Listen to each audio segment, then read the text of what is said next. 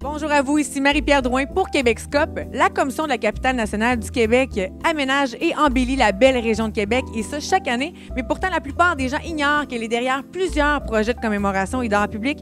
Donc, c'est pourquoi on se retrouve aujourd'hui du côté de la terrasse de Lévis pour souligner le lancement et l'inauguration qu'il y a eu un peu plus tôt cet été du monument François-Gaston de Lévis.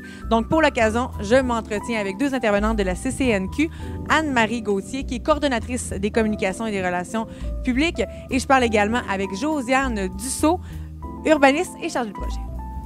Alors, Anne-Marie, pouvez-vous me parler de cette nouvelle réalisation? Oui, en fait, d'abord, on va situer le programme de commémoration de la Commission. Alors, comme on l'a dit en intro, la Commission, sa mission, c'est d'aménager et d'embellir Québec, mais aussi d'en faire la promotion en tant que capitale nationale des Québécois. Et selon nous, la promotion de la capitale passe par la connaissance de notre histoire. Donc, c'est dans cet esprit-là qu'on a créé un programme de commémoration important qui comprend notamment des plaques commémoratives, des œuvres d'art, des statues, des bustes, des monuments. Et évidemment, il y a une concentration d'installations de monuments sur la colline parlementaire quand on pense aux anciens premiers ministres là, autour de l'hôtel du Parlement. Mais on fait aussi des interventions en termes de commémoration sur tout le territoire de la capitale nationale, qui inclut notamment Lévis, donc la Rive-Sud. Donc, c'est dans cet esprit-là aussi que nos partenaires nous ont interpellés pour faire l'aménagement du monument à François-Gaston de Lévis. Oui, pouvez-vous me dire justement, c'est qui François-Gaston de Lévis? Alors, François-Gaston de Lévis, c'est un Français qui est né en 1719 et c'est lui qui a pris le relais de l'armée lors de la mort du général de Montcalm, lors de la prise de Québec en 1759. Mais on le connaît davantage pour sa victoire lors de la bataille de Sainte-Foy l'année suivante, en 1760. Donc, François-Gaston de Lévis, bien que ce soit un personnage un peu méconnu là, de notre histoire, il a joué quand même un rôle assez important dans l'histoire de Québec, de la capitale, mais aussi du Québec. Alors, c'est pas pour rien qu'on a érigé un monument ici à Lévis, ville qui porte son nom, et sur la terrasse de Lévis qui porte également son nom. Et c'est un beau clin d'œil, je pense, l'installation de François de Lévis qui, maintenant, de façon pérenne, surplombe le fleuve, mais aussi le Cap-Diamant et les plaines d'Abraham. Alors, Josiane, vous êtes chargée de projet pour la Commission de la capitale nationale du Québec. J'aimerais que vous me disiez comment on fait un projet comme celui-ci. Donc, c'est un projet qui s'est fait en deux grandes étapes principales. Il y a eu la création de la statue, et puis, en deuxième temps, il y a eu la création du socle. Donc, la fabrication de la statue a été menée par Charles-Olivier Roy, qui est artiste lévisien.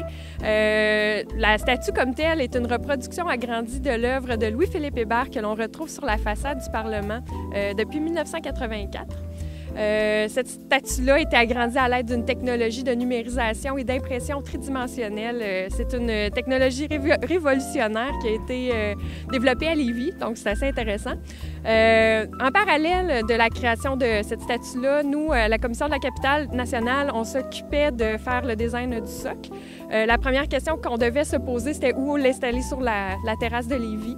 Donc, on a choisi de l'installer à l'angle à 45 degrés du centre des deux tourelles caractéristiques de la terrasse de Lévis. Donc, les premières actions qu'on a faites de création de l'œuvre, on a d'abord installé 3 pieux. Ensuite de ça, on a passé les tranchées pour l'électricité parce qu'on fait une mise en lumière également de l'œuvre. Ensuite de ça, on a fait de l'armature, coulé le béton. On a ajouté le monolithe de granit, puis installé la statue. Mais ce qu'il y a quand même de particulier avec ce projet-ci, c'est qu'avant d'installer le monolithe de granit, on a inséré une capsule temporelle qui est une boîte scellée qui comprend des documents d'aujourd'hui puis qui pourront éventuellement être ouverts par les générations futures pour découvrir finalement ce qu'il y avait d'important aujourd'hui. Un autre point aussi d'intérêt pour nous, c'est l'installation aussi du panneau d'interprétation à l'entrée de la terrasse de Lévis qui comprend l'interprétation du Chevalier de Lévis et de la maison de Lévis, finalement. On vous invite donc à venir découvrir qui était le personnage historique de François-Gaston de Lévis, ici même sur la terrasse de Lévis, où vous pourrez profiter d'une vue imprenable et exceptionnelle sur la ville de Québec. Alors, pour tout savoir sur le programme de commémoration ou encore découvrir les projets de la Commission de la capitale nationale du Québec, on vous invite à consulter le ccnq.org.